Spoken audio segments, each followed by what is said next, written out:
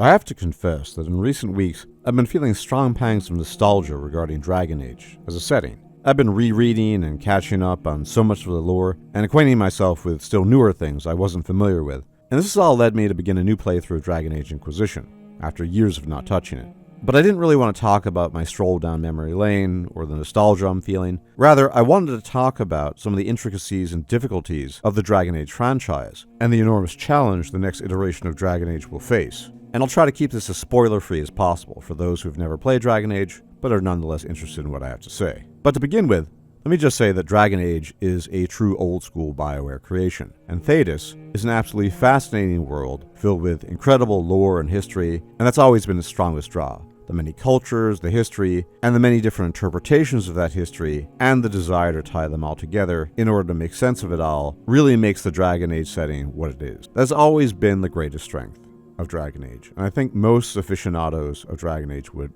all agree on this point.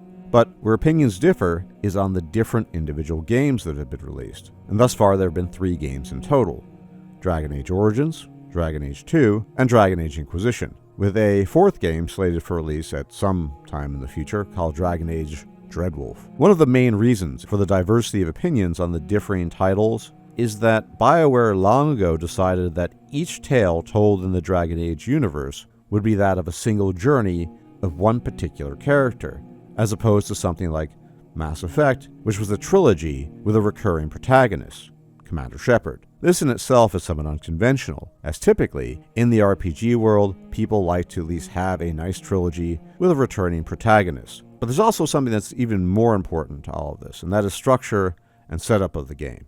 All 3 of the already released Dragon Age titles depart from each other in certain critical ways, and each time a player plays a new Dragon Age title, they're confronted by a type of system shock because the format is only partly familiar to them. Of course, the setting is familiar, as are the inhabitants to varying degrees, but how that setting is implemented and revealed to us can oftentimes be vastly different.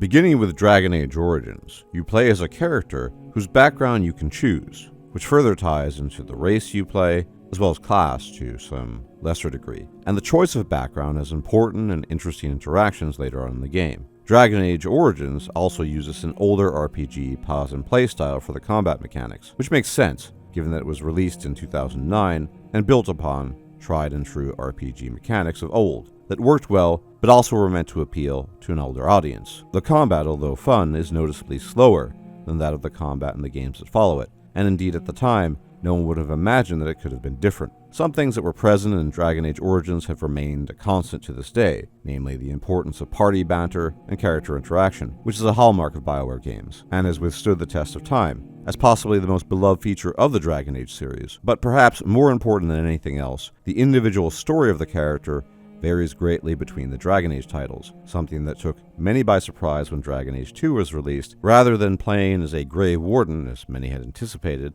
after all, you did play Grey Warden in Dragon Age Origins, you just end up playing some dude, Hawk, and accompanying them on their journey in life over a period of 7 years, from the status of a war refugee to a respected and feared badass of sorts. And in contrast to its predecessor, Hawk is always human, and you have little choice in terms of origin other than choosing class and gender. Dragon Age 2 combat is radically different from Dragon Age Origins, and is much faster paced, and is very much not reminiscent of older RPG combat styles, and represented the beginning of a great transition in terms of combat mechanics. And to be perfectly frank, Dragon Age 2 was rushed and quite underfunded compared to the previous title, and remains the least popular of the Dragon Age games to date. Dragon Age Inquisition departs from its predecessors and incorporates elements from both games, and if I have to be perfectly honest, it's probably my favorite of the Dragon Age titles. Inquisition returns to the idea of choosing an origin, something that was always popular and has remained so, and your origin in Inquisition arguably plays a larger role than it does in Dragon Age Origins. But its combat follows the precedent set by Dragon Age 2, in that it is fast-paced, and it mirrors something that you find in an action game rather than a classic RPG. Of course, the biggest departure from previous Dragon Age titles is the fact that in Dragon Age Inquisition, you are running a very large organization, something that had never happened before in a Dragon Age game. And one of the more negative things that came along with this was the insistence upon a so-called open world, or something close to it, which did not resonate with everyone. So in a nutshell, although there's always been structural and gameplay overlap, all the Dragon Age titles have been fairly different, And whilst it's not necessarily a recipe for disaster, it certainly can lead to fairly large divisions in the player base on what exactly constitutes a good Dragon Age game. And this is precisely the challenge going forward with Dragon Age 4, tentatively titled Dreadwolf. We know from the history of Dragon Age development that every game introduces something new, and either ignores or reincorporates some elements from previous games. But given the rather lofty cliffhangers, no spoilers of course, that Dragon Age Inquisition ended on, whatever formula BioWare does decide on needs to be precise, and needs to appeal to as many of the fanbase as possible. Personally, for example, I would prefer